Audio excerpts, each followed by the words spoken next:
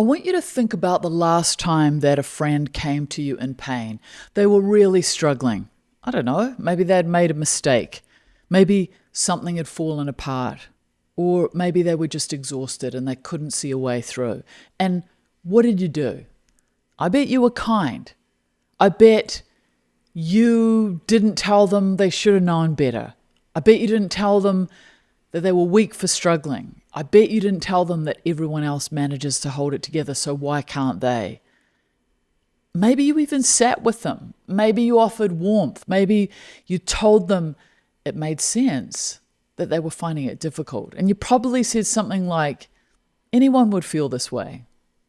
Now, I want you to think about the last time you were in pain, like really struggling. And I want to think about what you said to yourself. You know, for most people, there's a chasm between those two responses. It's a vast, almost incomprehensible gap between the tenderness that we offer to others and the harshness that we direct towards ourselves. And most of us have lived inside that gap for so long, we don't even notice it anymore. So the inner critic, that's just the weather. That's just the background noise. That's just how it is. So I want to talk about that today because I think it's one of the most consequential patterns a person can carry, because it's not dramatic. It's not loud. It's just daily. It's a daily, quiet kind of cruelty where we apply a standard to ourselves that we would never dream of applying to someone that we love. And I work with a lot of people that know this from the inside, where their inner voices aren't particularly kind. I had that myself. You know, when I was younger, my inner voice was efficient, it was demanding, it was relentlessly focused on what wasn't good enough, on what I needed to fix about myself, what I'd got wrong. And like all of us, I'd normalized it so completely that I didn't even recognize that it was harsh. I just thought I was being honest. I thought that was what kept me functional. I thought that if I went easier on myself, I'd fall apart, or I'd stop trying, or maybe I would become someone that I didn't respect. Or maybe that I wouldn't be loved because I wouldn't be good enough to be loved. And that belief is extremely common and it's extremely wrong. Okay? I've talked before about Kristen Neff. She's a researcher at the University of Texas. She spent over 2 decades studying self-compassion. And what she has found is that self-criticism isn't useful. Self-compassion is so powerful. It's basically giving yourself the basic kindness you'd offer a good friend. And what we have to understand is that it doesn't create complacency and it doesn't create weakness.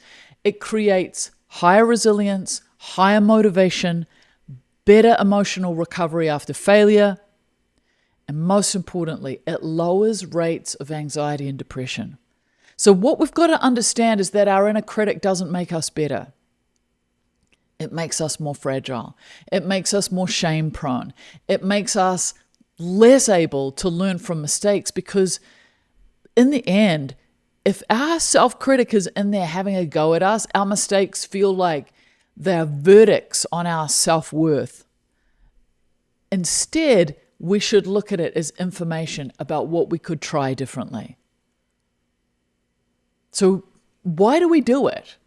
Why is the double standard so persistent in us? A big part of it is cultural. So many of us were raised in environments where self-criticism was modeled as some kind of virtue. You know, if you were hard on yourself, it was a sign of being serious, of being ambitious, of being humble, not being arrogant. Very much like that in New Zealand. And if you were kind to yourself, you were being self-indulgent. You were soft. You were something that people who weren't, trying hard enough did to let themselves off the hook, right? I bet you know this one. So part of it is a misunderstanding of what self-compassion actually is.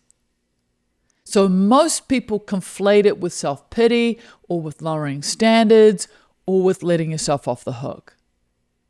But if you look at the work of Kristen Neff, you find that her framework is super clear.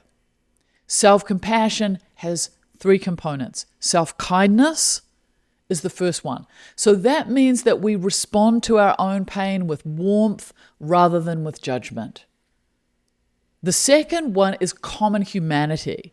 So we recognize that suffering and imperfection are part of the shared human experience. They're not evidence that you're uniquely broken, because you're not. And then she brings mindfulness in. So being able to hold your painful thoughts and feelings and awareness without over-identifying with them and without suppressing them. None of those 3 things mean you stop caring. None of them means you stop trying. What it means is that you stop using your own suffering really as a weapon against yourself. So there's something else I want to name because I think it sits underneath all of this. When we're unkind to ourselves, when we speak to ourselves with contempt, when we speak to ourselves with impatience or with judgment, we're usually doing it in the service of an old story.